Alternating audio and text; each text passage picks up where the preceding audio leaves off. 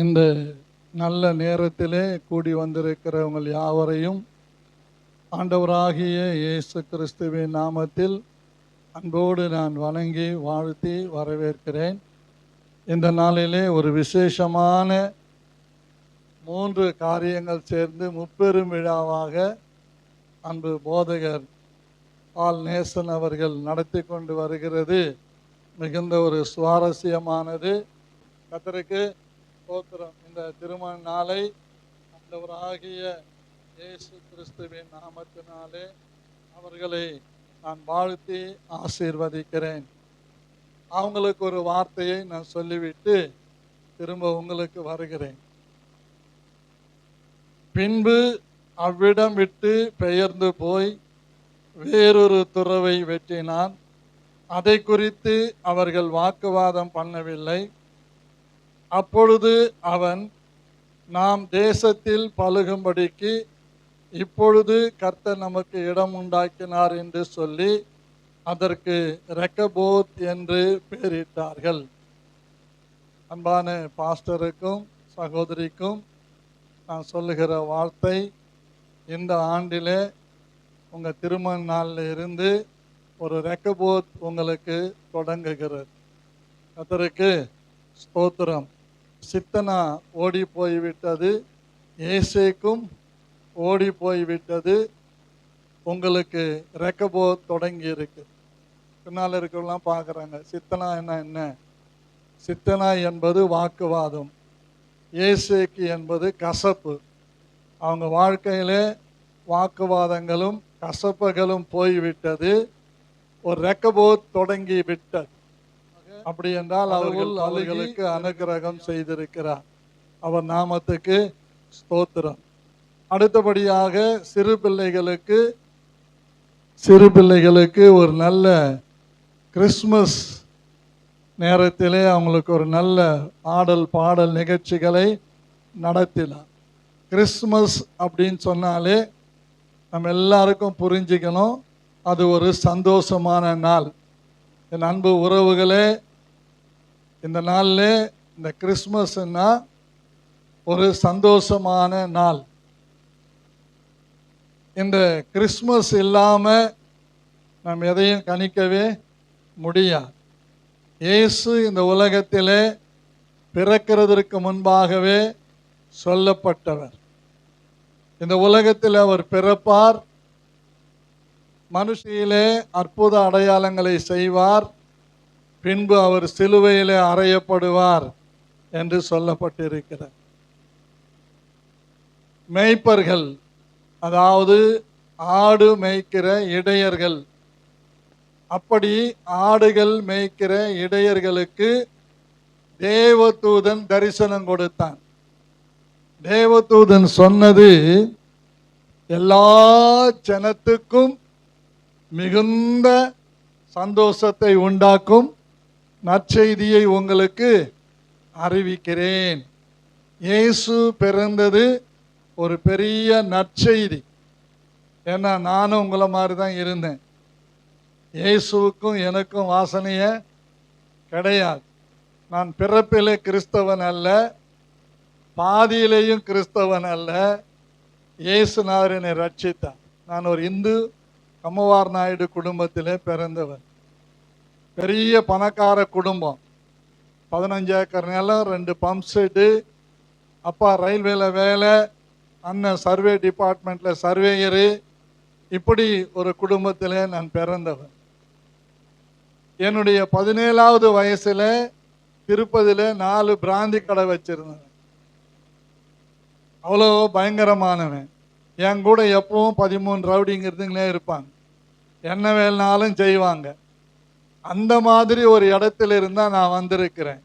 எனக்கும் பைபிளுக்கும் சம்மந்தம் கிடையாது. இந்த பைபிளை நான் படிக்கும்போது பறையர் கடவுள்னு சொல்லி கிழித்து என் செருப்பு காலால் மிதித்தவன். ஆனால் இன்னைக்கு இந்த பைபிளை கையில் எடுத்து இயேசு தான் தெய்வம்னு 43 வருஷமாக பிரசங்கம் பண்ணிக்கிட்டு இருக்கிறேன். நான் ரயில்வேல ஆரியில் வேலை பார்த்துக்கிட்டு இருந்தவன். கடவுள் என்னை கூப்பிட்டார். இது எப்படின்னா, எனக்கு ஒரு தீராத வயிற்று வலி இருந்தது. டாக்டருங்கெல்லாம் கைவிட்டுட்டாங்க. தற்கொலை செய்துக்கலான்னு போனேன். அன்னைக்கு நம்ம பால்நேசன் ஐயா மாதிரி ஒரு 8 பேர் எங்கள் ஊருக்கு வந்தாங்க. எங்கள் ஊர் அரக்கோணம் பக்கத்தில் ஒரு சின்ன கிராமம், ஜடேரின்னு ஒரு ஊர் பேர். அவங்கள அடித்து துரத்த போய் நான் இயேசுவை ஏற்றுக்கொண்டேன். இயேசு என்கிற வார்த்தைக்கு அர்த்தம் என்னன்னு கேட்டீங்கன்னா, அவர் சகல ஜனங்களை ரட்சிக்க வந்தவர்னு அர்த்தம். இயேசு ரட்சிக்க வந்தவர். ரட்சிக்க வந்தவர்னா, குழியில விழுந்துட்ட ஒருவனை எப்படி நம்ம கையை பிடிச்சு தூக்குறோமோ அந்த மாதிரி நாம் எல்லாரும் பாவம் என்கிற குழியில விழுந்துட்டோம். நம்மை தூக்கி எடுக்க வந்தார். இந்த இயேசு கிட்ட ஜாதி கிடையாது, இந்த இயேசு கிட்ட மதம் கிடையாது. இந்த இயேசு யாரையும் என் மதத்தில் சேருங்கன்னு இந்த பைபிளில் ஒரே ஒரு இடத்துல கூட சொல்லலை.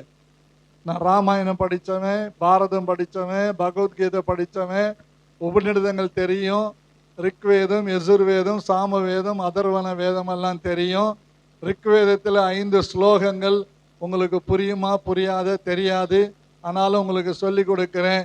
ஓம் ஸ்ரீ நாராயணாய நமக அப்படின்னு அர்த்தம் தெரியுமா? ஜலத்தின் மேலே அசைவாடி கொண்டிருந்த கடவுளே போற்றின்னு அர்த்தம். ஓம் ஸ்ரீ பிரம்மபுத்திராய நமக அப்படின்னா அர்த்தம் தெரியுமா?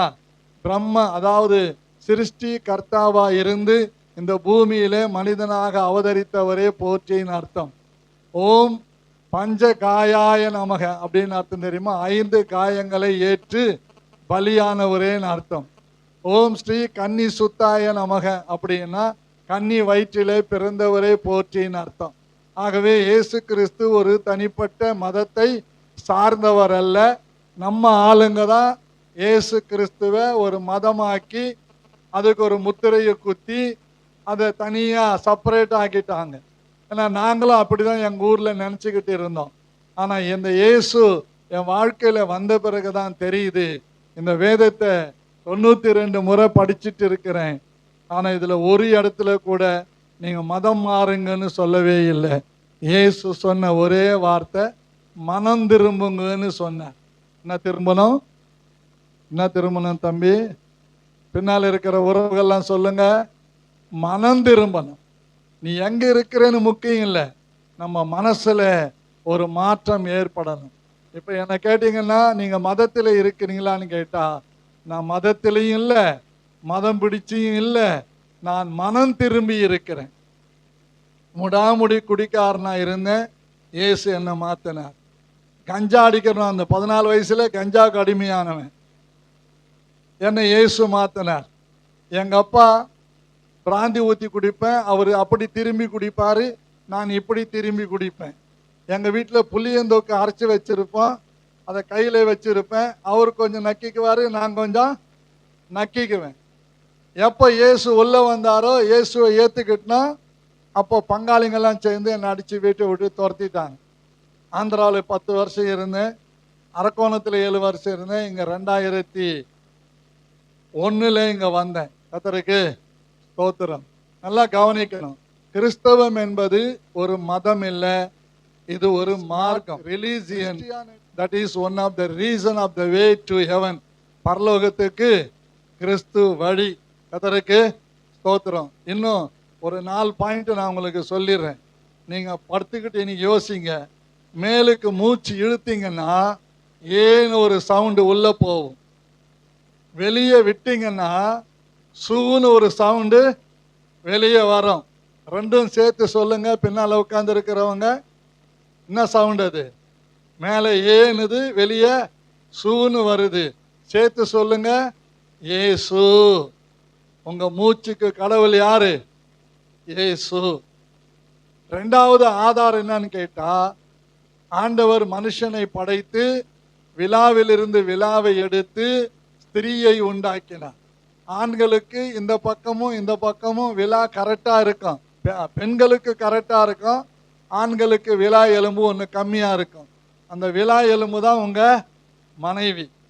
கர்த்தருக்கு ஸ்தோத்திரம்.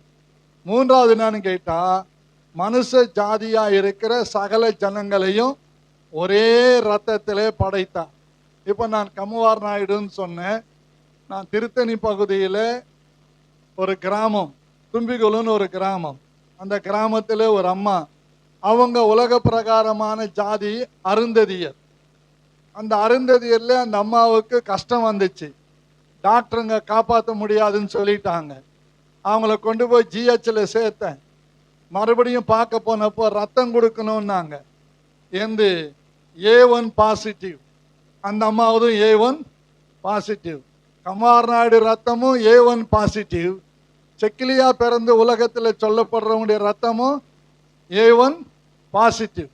என் ரத்தம் 2 பாட்டில் கொடுத்தேன். இன்னைய வரைக்கும் நம்ம உயிரோடு இருக்கிறாங்க. கர்த்தருக்கு ஸ்தோத்திரம். அப்போ மனுஷ ஜாதியான சகல ஜனங்களை ஒரே ரத்தத்திலே படைத்து சகல ஜாதியான மனுஷருடைய பாவங்களை நிவர்த்தி செய்கிற கிருபாதார பலியாக இயேசு கிறிஸ்து பூமியில ரத்தம் சிந்தினார். அதுதான் கிறிஸ்மஸ். இந்த சந்தோஷமான இந்த நாளிலே நீங்க ஒன்றும் செய்ய வேணாம். நீங்க உங்க பிரச்சனைகளுக்கெல்லாம் இயேசுவை நினைச்சீங்கன்னா உங்க வாழ்க்கையில் இருக்கிற கசப்பு இந்த வருஷத்தோடு முடிஞ்சிடும், இந்த நாளோடு முடிஞ்சிடும். உங்க வாழ்க்கையில இருக்கிற வாக்குவாதம் கஷ்டங்கள் முடிஞ்சிடும். எனக்கு இயேசு சுகம் கொடுத்தார். 43 வருஷமா அந்த வயிற்று வலி இல்லை. ஒவ்வொரு வருஷமும் ஆடி மாதம் உடம்பெல்லாம் எலுமிச்சம்பழம் குத்தி வேப்பஞ்சீரையை கட்டி தீச்சட்டி எடுத்து நெருப்பு மிதிச்சவன். எங்க ஊர்ல இருந்து திருத்தணிக்கு 14 மைல் பரணி காவடி எடுத்துக்கிட்டு நடந்தே போனவன், நடந்தே வந்தவன். வருஷத்துக்கு 3 முறை திருப்பதிக்கு போய் நடந்தே போய் மொட்டை அடிச்சுட்டு வரும்போது பஸ்ஸில் வந்துடுவேன். அப்படி இருந்த என்ன இயேசு உள்ளே வந்தார். எனக்கு மாற்றம் வந்தது. அவருக்காக என்னைய வரைக்கும் வாழ்ந்து கொண்டே இருக்கிறேன். கர்த்தருக்கு ஸ்தோத்திரம். ஆகவே பிரியமானவர்களே, இந்த உலகத்தில் இயேசு பிறந்த போது தேவதூதர்கள் சொன்னாங்க, எல்லா ஜனத்துக்கும் மிகுந்த சந்தோஷத்தை உண்டாக்குகிற செய்தி. இயேசு அப்படின்னாலே அவர் தமது ஜனங்களின் பாவங்களை நீக்கி அவர்களை ரட்சிக்கிறார் என்பது பொருள். இந்த இயேசு நம்முடைய பாவங்களை எல்லாம் அவர் சிலுவையிலே சுமந்து கொண்டதினாலே நேரா ஒரு மரம், குறுக்கே ஒரு மரம், இந்த மரத்திலே 3 ஆணிகளிலே இயேசு தொங்கி ரத்தமெல்லாம் நமக்காக சிந்திட்டார். நமக்கு வேற ஒரு ரத்தம் தேவையில்லை. இயேசு கிறிஸ்துவின் ரத்தம் சகல பாவங்களையும் கழுவி நம்மை சுத்திகரிக்கும். நீங்க பயமா இருக்குதுன்னா இயேசு கிறிஸ்து ரத்தம் ஜெயம் அப்படின்னு என் உறவுகள் சொன்னா கண்டிப்பா உங்களுக்கு விடுதலை கிடைக்கும்.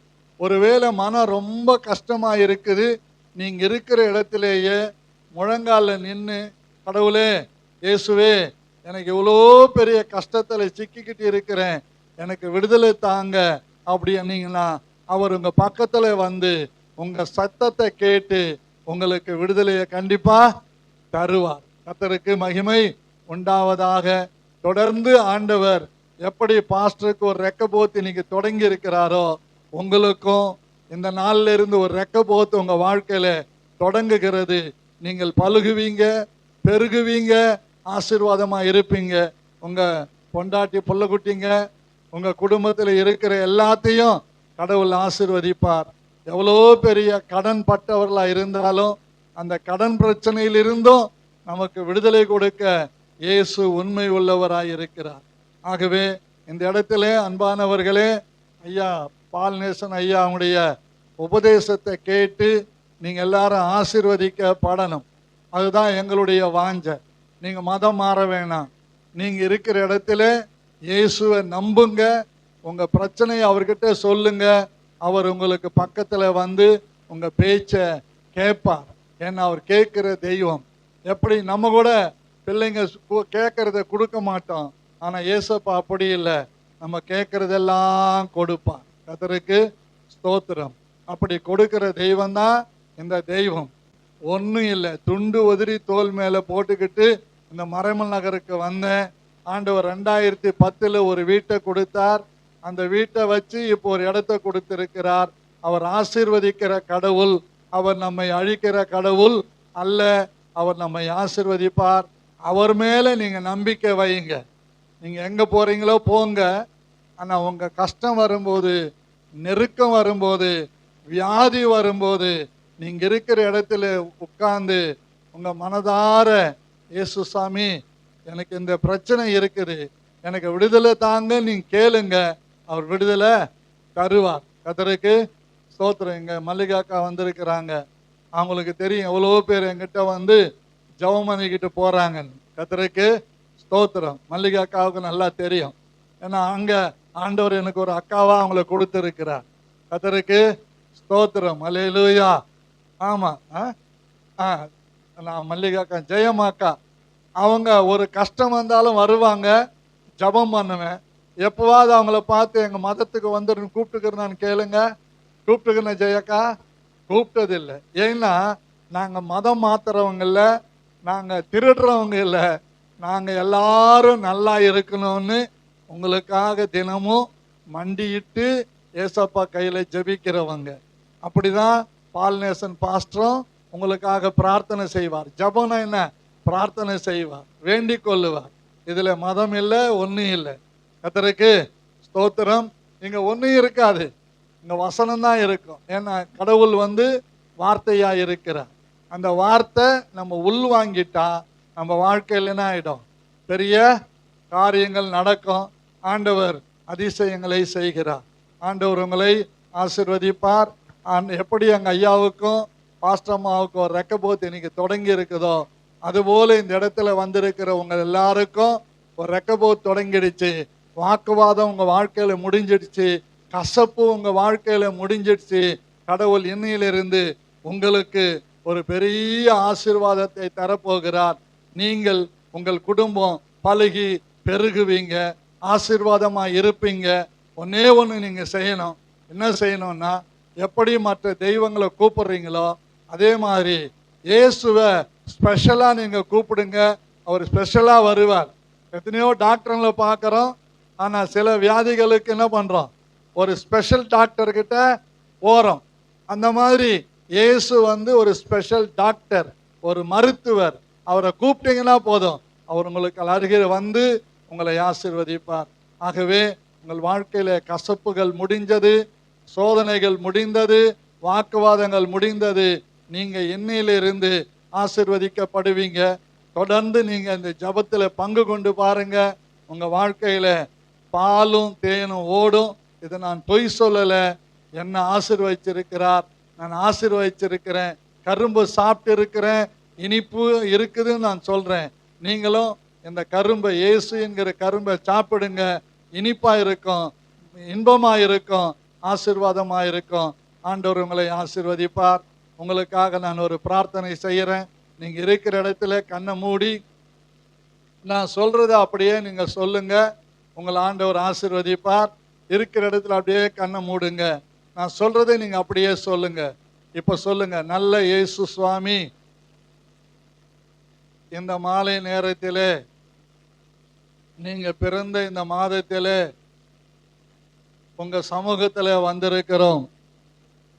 இயேசு சுவாமி, எங்க பாவங்களை, எங்க நோய்களை, எங்க சாபங்களை நீக்கி எங்களை ஆசீர்வதிப்பதற்கு சிலுவையிலே 3 ஆணியிலே தொங்கி ரத்தமெல்லாம் சிந்தி மரித்து அடக்கம் பண்ணப்பட்டு உயிரோடு எழுந்தீங்க.